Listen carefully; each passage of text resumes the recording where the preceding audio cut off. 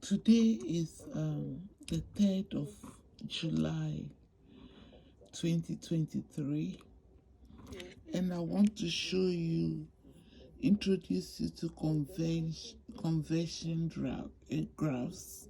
Okay, normally they might give you like a weight, maybe a metric weight, and then they might give you a formula like this. They might say W1 equals W2 at 40. Okay, so they might give you this, and they might ask you to, given W1 is 70, okay, then find W2. So maybe W1 is 70 kilograms. Okay, this is not in real life. I'm just making this up. So the formula they've given you is W2 add 40. So if W1 is 70, then you need to find W2. Okay, W2, both of them are weights, but in different forms. Maybe one is an imperial weight and the other one is a metric weight. Okay, so they will give you 70 kilograms equals W at 40. So now you have to swap the graph around from everything we've been learning.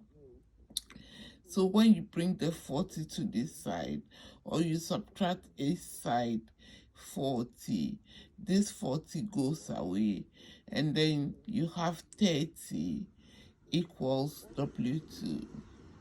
Okay, sometimes they don't do that. Okay, or sometimes they give you a set of values for W1, and then you find W2, and then you plot it on the graph, and then maybe they'll ask you to find a specific value. Okay, but there are times too, they might give you the graph and they might ask you to find the corresponding horizontal value from the vertical value. Okay, I'll show you what I mean. So what you need to do first is to read the axis that you have been given. Is it in pounds? Is it in kilograms? Is it in meters? Is it in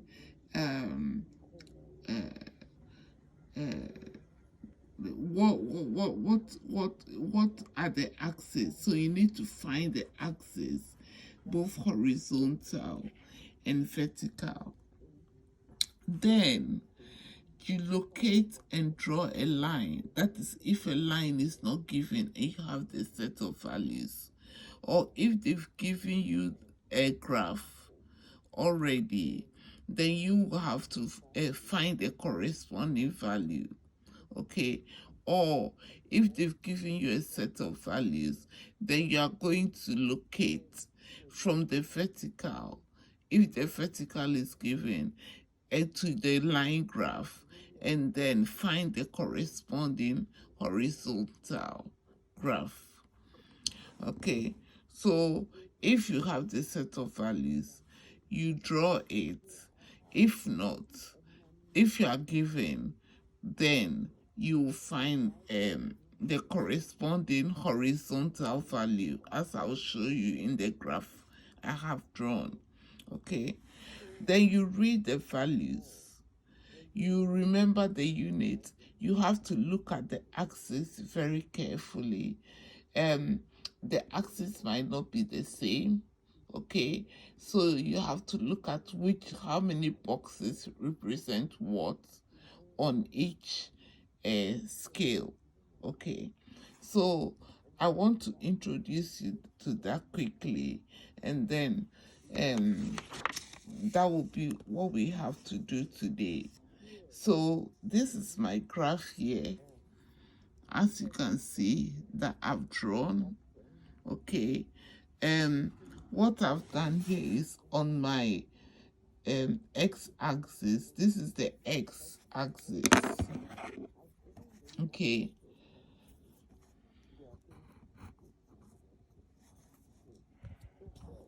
this is the x-axis. It's always the x-axis, and this is always the y-axis.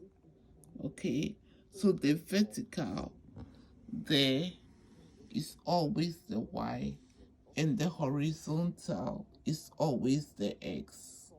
Okay, now assuming a box is 1 centimeter, on my x-axis I've given a box. So look at listen carefully, look at the intervals 1, 2, 3, 4, 5, 6, 7, 8, 9, 10, up to 16. Look at the scale here. So half of that box. So let's look at, this is the x-axis.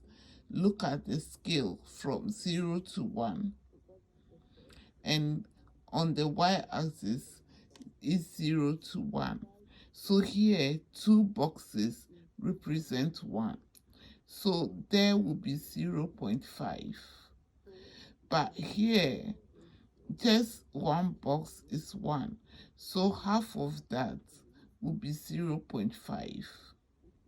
So if I want to find the corresponding 1 value for this, then I have to go from there to my graph. Okay, this is the line. Okay, so I have to go from there to my graph and then look for the corresponding y value, which is like here 0, that's 0.5. So this will be like 0.45 to 2 decimal places. Okay, now this vertical axis is in kilograms. This horizontal axis is in pounds. The x-axis or the horizontal axis is in pounds. So if I'm given the pound value, to find the corresponding kilogram value on the graph, maybe the graph was given to me, okay, then I'll have to find. So assuming they gave me the kilogram, so they gave me like 1 here, and I have to, so they said find the corresponding value of 1 kilogram. So by this graph, I'm going to go from there to the graph, the line here, and then find the corresponding, which is about 2.2. Okay, let me pause for you to make sense of that. Or if they ask me to find maybe 2, then I have to go from there 2 kilograms, from there all the way to the graph, and then go down. A ruler will be handy here, so which is about 4.75 pounds. Okay, so you can see that it's easy to read from a graph. Okay, so for instance, assuming they've given me 12 pounds here on the x-axis, so I'll have to find my 12 pounds on the x-axis. Okay, here we are not using the formula to solve, as I showed you in the beginning of the lesson. We are using the graph. So 12 pounds, because the axis, they've told us it's in pounds, and the scales are different, but they all start from 0 there. Okay, so 12 pounds down, if you look, So you use a ruler, you draw a straight line to where the graph meets 12.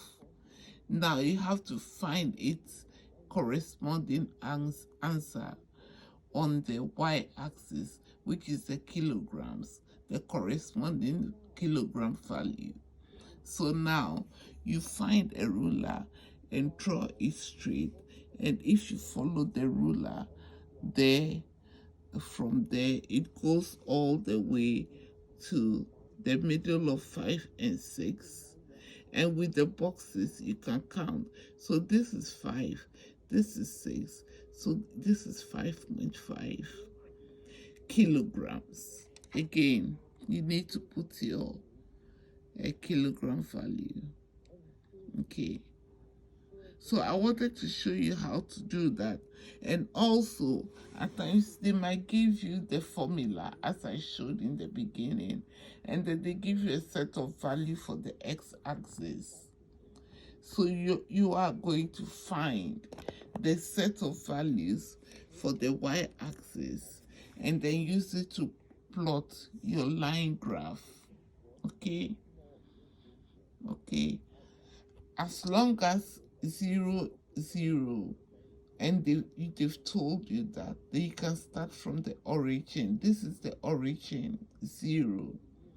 Okay, so it's a graph with origin 0, 0. It's a line graph with origin 0, 0. And then you can plot it, and then you can find any value on the graph. If you plot it on a graph and you plot it accurately with a good scale, and you read it properly, your answer should be the same. So maybe somebody might get 12.1, or somebody might get 12, but your answer would definitely be the same. It wouldn't be far off. So if, assuming the examiner's answer is 12 and you have 12.05, they will still mark it for you, because as long as you've drawn it properly. So I'm just trying to show you what I've drawn today, a piece of it. So this is our convention graph. Okay, when you are drawing a graph, remember to use a pencil. Okay, and remember that you are given equal intervals, so you can't do 1 here and do 2 there. You have to, so if you are doing it to scale, but you can put this sign here, which I'll show you in another example and in another lesson, and maybe this will be 1. Okay, or maybe you are starting from 10, you are not starting from 0 to 1. So because maybe the x-axis, your value starts from maybe like 11, so there's no point in starting to plot from here. Okay, so if they've given you values from 11, it's better you shorten the S graph and start from 10, so that your graph will be a lot accurate. Okay, so this is what I want to show you this morning, and hopefully after this we should be able to start doing some difficult stuff. I'm not just going to dive in and leave some of you, because I know that this, but I'm just going to gradually introduce you and start solving questions with you, so that hopefully by the time we get to we do more lessons, you'll be confident to solve some questions by yourself, or you'll be confident to go into your lessons to know that even if your teacher is teaching something, you'll be confident to know what to do in a certain question. Okay, so hopefully I'm going to recap a little bit. So that is my graph. Okay, you can draw your own graph. If you are so, what I said earlier was normally you'll be given a formula and then you'll be given some set of values to find the corresponding value. Okay, but assuming they've already given you the value and you have to plot it on the graph, then you have to carefully look at what your vertical axis will represent and what your horizontal axis will represent. Then you have to locate and draw the line with the set of values you've given, or if they've given you the graph, whatever they want you to find on the graph, you have to make meaning of it and draw it. Okay, so for instance, if I give you a value in the vertical axis or the y-axis, and you have to find its corresponding value, and that's where you use the lines as I've shown you on my graph, and then you read it. Remember to put in the sign. So if it's in kilograms, you have to put that. If it's temperature graph, you have to put the units they've given you. You have to put it in your answer, so you can just write on the y-axis it is 5.8. What is it? 5.8 kilograms or 5.8 grams. From the graph that I've drawn, on the y-axis is kilograms and on the x-axis is pounds. So anything I find for the corresponding x-axis will be in kilograms. Okay, I hope you've understood what I've said to you today. So this is another aspect. We'll be working with graphs a lot. So I might come and bring you a graph, maybe show you how to do quadratic graph, how to read it, how to look at the turning point. So these are things, if you understand them, it's very easy to do and it's very interesting to do. Okay, so this lesson I just wanted to show you, just introduce you a little bit of graph work. Okay, so thanks for watching and I'll see you in the next lesson.